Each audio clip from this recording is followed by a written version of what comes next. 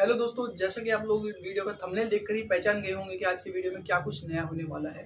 तो दोस्तों मैं आप लोगों को बता देता हूँ कि आज की वीडियो में मैं आपको बताऊँगा कि मुझे डिजिटल मार्केटिंग के बारे में कहाँ से पता चला था, डिजिटल मार्केटिंग का कोर्स मैंने कहाँ से किया था, कोर्स की प्राइस क्या थी, मेरे जो कंपनी फर्स्ट कंपनी कहाँ से मिली थी जिसके अंदर मैंने इंटरव्यू दिया था, कंपनी मुझे क्या-क्या ऑफ़र कर रही थी, कंपनी ने सैलरी कितनी ऑफ़र करी थी, कंपनी ने मुझे जो है वो इंटरव्यू के अंदर कौन-कौन से क्वेश्चंस किए थे और मुझे इंटरव्यू जो कौन सी फील्ड के अंदर मुझे जॉब मिल रही थी, क्या मुझे जॉब मिल रही थी या फिर मैंने इंटर्नशिप करी थी। सारी चीज़ें आपको डिटेल में बताऊँगा ताकि आपको भी डिजिटल मार्केटिंग में अगर करियर बनाना चाहते हैं या फिर आप कोर्स कर रहे हैं, तो आपको थोड़ा बहुत हेल्प मिल सके। तो आप लोगों को क्या करना है, सबसे पहले वीडियो को लाइक करके चैनल को सब्सक्राइब कर लेना है ताकि मेरी वीडियो के अंदर एंगेजमेंट अच्छी हो और मेरा वीडियो वायरल हो पाए।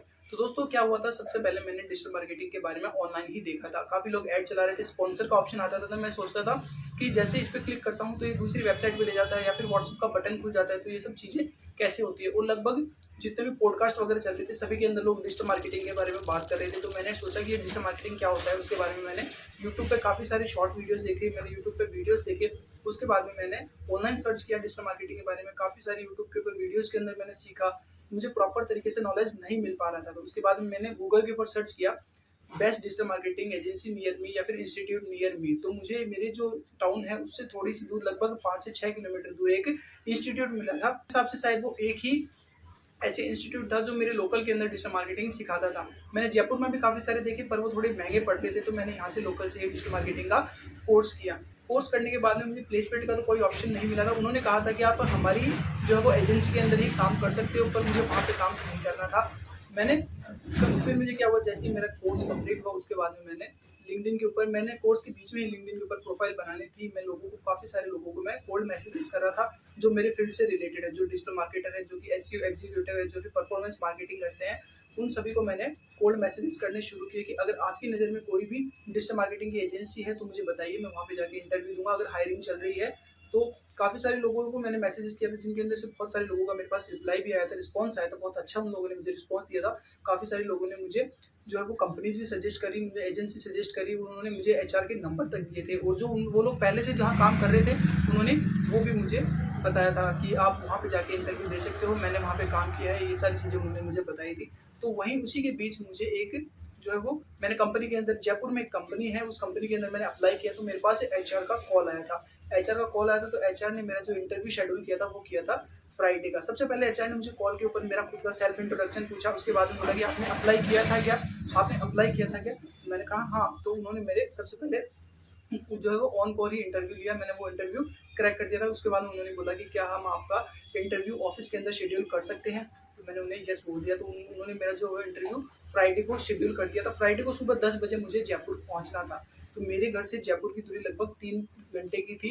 ट्रेन से जाना पड़ता था या बस से भी जा सकते हैं। तो एक तो ट्रेन जाती थी सुबह 5 बजे और दूसरी ट्रेन थी सुबह 9 बजे की, और मुझे जो है वो जयपुर पहुंचना था 10 बजे के पहले पहले। तो मैंने क्या किया, जैसे जयपुर, मैं सुबह 5 बजे वाली ट्रेन से निकला था। 5 बजे वाली ट्रेन से निकलने के बाद में जयपुर जैसे ही मैं 8 बजे पहुंचा, मेरा इंटरव्यू था 10 बजे। तो मेरे अंदर इतना एक्साइटमेंट था कि मैं 1 घंटे पहले ही वहाँ पे पहुँच गया। ऑफिस के बाहर था, फिर मैं वेट कर रहा था कि कैसे मेरे पास कॉल आता है। अंदर से तो बहुत ज़्यादा हेजिटेशन हो रही थी। उसके बाद में फिक्स 10 बजे मेरे पास कॉल आया कि आप आ सकते हो इंटरव्यू के लिए। कहाँ पहुँच गए, मैंने बोला मैम मैं ऑफिस के बाहर ही। जैसे ही मैं कंपनी के अंदर गया, मुझे वहाँ पे एचआर मिली थी। 2 एचआर थे वहाँ पे, दोनों एचआर ने मेरा इंटरव्यू लिया था। तो सबसे पहले उन्होंने मुझे बोला कि आप पेशेंस के साथ में जो हम पूछते हैं उसका रिप्लाई उसका रिस्पॉन्स देना, आपको थोड़ा भी हेजिटेशन नहीं रखना, आप एकदम पेशेंस के साथ में रिप्लाई दे सकते हो, आप रिस्पॉन्स दे सकते हो। फिर उन्होंने सबसे पहले मुझे बोला कि आपका सेल्फ इंट्रोडक्शन कीजिए इंग्लिश में। तो मैंने मेरा इंग्लिश के अंदर सेल्फ इंट्रोडक्शन दिया। फिर उन्होंने मेरा रिज्यूमे देखा।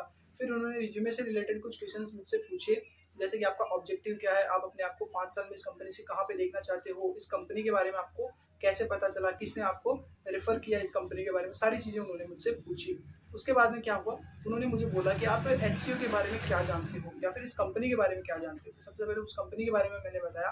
फिर उन्होंने बोला कि आप एसईओ के बारे में क्या जानते हो, आपने एसईओ में पहले कभी काम किया है क्या नहीं। मैंने कहा नहीं, मैं फ्रेशर हूँ, मुझे इसका नॉलेज सिर्फ इतना है कि जहाँ मुझे कोचिंग में पढ़ाया गया एसईओ के बारे में, एसईओ के टूल्स के बारे में, एसईओ के कौन कौन से रूल्स होती है। और एसईओ तो उस काम आता है कि हमें अपने जो वेबसाइट को रैंक पे लाना होता है जब कोई सर्च करता है, तो इसलिए एसईओ का काम किया जाता है। फिर उन्होंने बोला कि आपकी कोई वेबसाइट बनाई हुई है। फिर मैंने उन्हें मेरी वेबसाइट दिखाई। फिर उन्होंने वेबसाइट को चेक किया। उसके बाद में उन्होंने मुझे बोला, वो सब मेरा जो है वो सिलेक्शन हो गया था वहाँ पे। उन लोगों को काफ़ी हद तक उन लोगों को मेरा जो बोलने का तरीका था सारा पसंद आ गया था, लगभग मेरा सिलेक्शन हो गया था। फिर उन्होंने बोला कि आप एक्सपेक्टेड सैलरी क्या चाहते हो हमसे? तो मैंने कहा एज़ पर कंपनी नॉर्म आप फ्रेशर्स को जो पे करते हो वो मुझे आप पे कर दीजिए। तो उन्होंने बोला कि फिर भी आप क्या एक्सपेक्ट करते हो? फिर से मैंने वही बोली, तो उन्होंने कहा कि हम जो है वो फ्रेशर्स को ओनली 8,000 पे करते हैं। तो मैंने बोला मैंने 8,000 में तो मेरा यहाँ पे सर्वाइव करना बहुत ज़्यादा मुश्किल है। उन्होंने बोला हम आपको इंटर्नशिप नहीं, डायरेक्ट हम आपको जॉब देंगे और जॉब के हिसाब से 8,000 बहुत कम थे, पर मैं फ्रेशर था तो मुझे 8,000 ही मिलते, उससे ज़्यादा नहीं मिलते। तो फिर उन्होंने 8,000 में मुझे डन कर दिया। आपको मंडे से ही कंपनी ज्वाइन करनी है। तो मैंने कहा मंडे से तो नहीं, मुझे थोड़ा टाइम लगेगा। तो उन्होंने बोला कि अभी हायरिंग चल रही है, अगर आप नहीं हमें रिस्पॉन्स दोगे, आप जल्दी से ज्वाइन नहीं करोगे तो आपकी जगह कोई और आ जाएगा। तो मैंने जल्दी से जल्दी बात की। फिर जैसे ही मैं वहाँ से निकला, मैं 8,000 में मेरी जो है वो जॉब फिक्स हो गई थी। फिर मैं वहाँ से निकला, मैंने जयपुर में आस-पास में मालवीय नगर के अंदर थी वो कंपनी। मैंने वहाँ पे काफ़ी सारे रूम्स देखे, वो थोड़े से कॉस्टली थे, पर मुझे 2 से 3 महीने वहाँ पे निकालने थे, तो मैंने वहाँ पे सिलेक्शन ले लिया। तो उसके बाद में उनका कॉल आया मेरे पास कि हर्ष, हमने हमारी जो है वो सीनियर से बात करी थी, तो सीनियर ने कहा हम फ्रेशर्स को 8,000 नहीं 7,500 ही पे करेंगे। तो उन्होंने कॉल पे वो बोल दिया, जब तक कि उन्होंने मुझे जॉब लेटर नहीं भेजा था, क्योंकि अगर जॉब लेटर नहीं भेजते हैं तो क्या होता है कि कंपनी हमें सिलेक्शन से हमारी सिलेक्शन तो ले लेती है, पर जब सैलरी की बात आती है तो वो अपने हिसाब से काम के बेस के ऊपर सैलरी देते हैं, इसलिए जॉब लेटर बहुत ज़्यादा ज़रूरी होता है। तो दोस्तों मैं आपको बता देता हूँ कि वहाँ पे मैंने उस कंपनी में जॉब करने से मना कर दिया था।